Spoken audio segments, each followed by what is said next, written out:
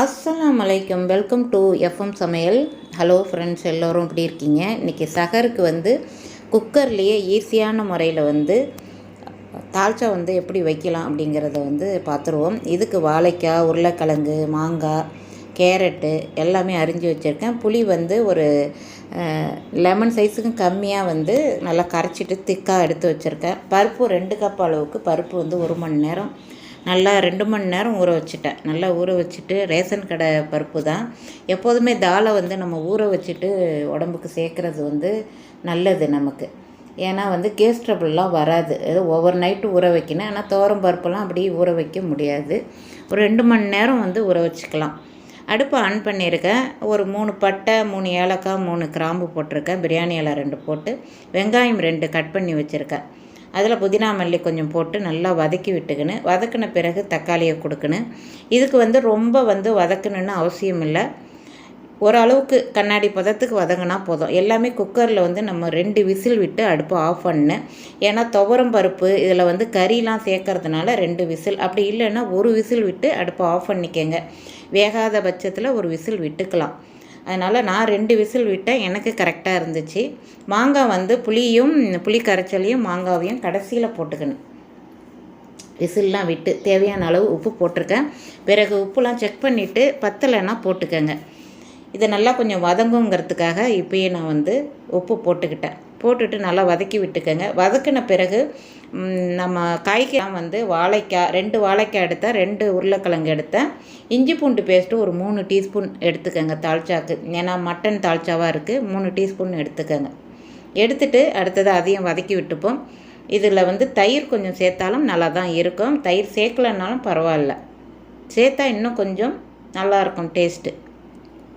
எல்லாத்தையும் வதக்கி விட்டுட்டு கறி குழம்பு, மட்டன் குழம்பு, தால்ச்சாக்கெல்லாம் தயிர் கொஞ்சம் சேர்த்துக்கிறது நல்லது. ஒரு குழிக்கரண்டி அளவுக்கு டேஸ்ட்டு தூக்கி கொடுக்கும். நல்லா வதக்கி விட்டுக்கங்க. வதக்கி விட்டுட்டு இப்போ மட்டன் 1/4 கிலோ அளவுக்கு எடுத்திருக்கேன். நல்லா வாஷ் பண்ணிவிட்டு அதையும் இதோடு சேர்த்து நல்லா ஒன்று சேர்ந்தா மாதிரி நல்லா வதக்கிக்கங்க.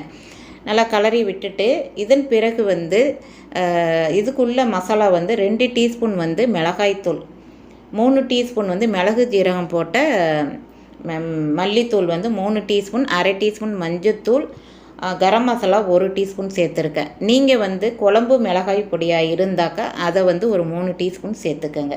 அப்படி இல்லைன்னா ஜீரகம், மிளகெல்லாம் ஒவ்வொரு டீஸ்பூன் அரை டீஸ்பூன் சேர்த்து, மல்லி ஒரு 2 டீஸ்பூன் சேர்த்துக்கங்க. ஏன்னா தனித்தனியாக இருக்கிறதா இருந்தால் நாங்கள் ஒன்றா சேர்த்து அரைச்சிப்போம். 2 வாழைக்காய், 2 உருளைக்கிழங்கு, கேரட்டு 1, மாங்காய் பாதி மாங்காய் அரிஞ்சு வச்சுருக்கேன். அது லாஸ்ட்டாக தான் சேர்க்கணும். 2-3 கருவேப்பிலை கொத்து எடுத்து வச்சுருக்கேன். அதையும் போட்டிருக்கேன். இதில் நல்லா போட்டு ஒன்று சேர்ந்த மாதிரி எல்லாத்தையும் அந்த மசாலாலாம் படுற மாதிரி எல்லாத்தையும் கிளறி விட்டுக்கோங்க. இதுக்கு தேவையான தண்ணி ஒரு 1/2 லிட்டருக்கும் கம்மியாக தண்ணி விட்டுக்கோங்க. இந்த காய்கறி முழுகிற அளவுக்கு தண்ணி இருந்தால் போதும். ரொம்ப தண்ணியாக வச்சிடாதீங்க. 2 கப்பு துவரம் பருப்புக்குள்ளே தேவையான அளவு தண்ணி ஒரு 1/2 லிட்டரு போதுமானதாக இருக்கும். இந்த குக்கர்லேயே காமிப்பேன் பாருங்கள். மசாலாலாம் போட்டு இப்போ கிளறி எடுத்துக்கிட்டேன். இப்போ பருப்பை போட்டுவிடுவோம். பருப்பு நல்லா நான் ஊற வச்சுட்டேங்க. நல்லா ஊற வச்சு ஒரு 2 மணி நேரம் 2.5 மணி நேரம் ஊற வச்சு நல்லா வாஷ் பண்ணிவிட்டு இப்போ இதில் எடுத்து போடுறேன். நல்லா சூப்பராக இருக்குது. எந்த தாலாக இருந்தாலும் ஒரு ஓவர் நைட்டு ஊற வச்சு உடம்புக்கு நம்ம உணவில் சேர்த்துக்கிறது ரொம்ப ரொம்ப நல்லது.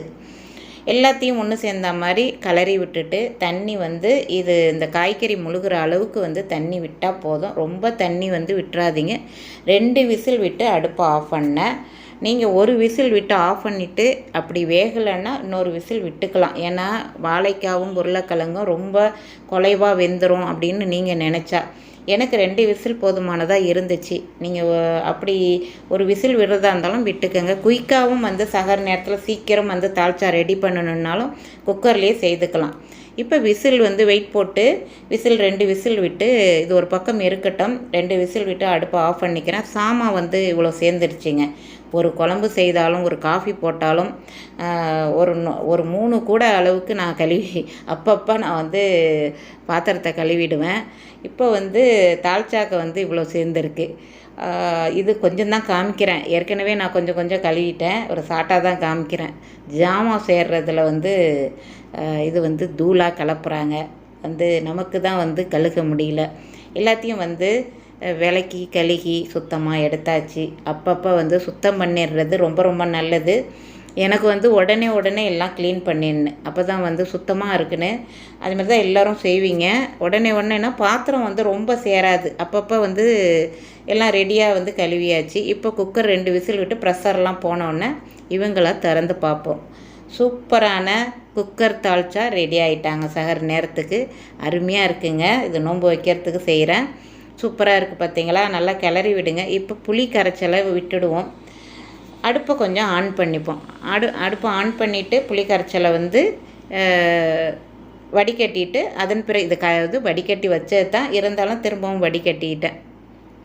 உப்பு காரம் புளிப்புலாம் செக் பண்ணிக்கிறேன். செக் பண்ணிவிட்டு கரெக்டாக இருந்துச்சு.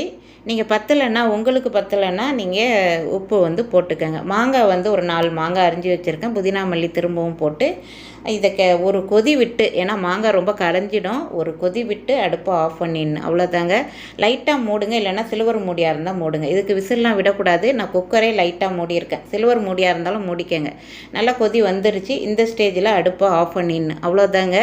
நல்லா கிளறி விட்டுட்டு சகருக்கு சாப்பிட வேண்டியது தான். சூப்பரான வாசனையுடன் கமன்னு தால்ச்சா ரெடியாக இருக்காங்க. அனைவரும் சாப்பிடுவாங்க. அடுத்த சூப்பரான வீடியோவில் சந்திப்போம். தேங்க்யூ ஃபார் வாட்சிங். அஸ்ஸலாமு அலைக்கும்.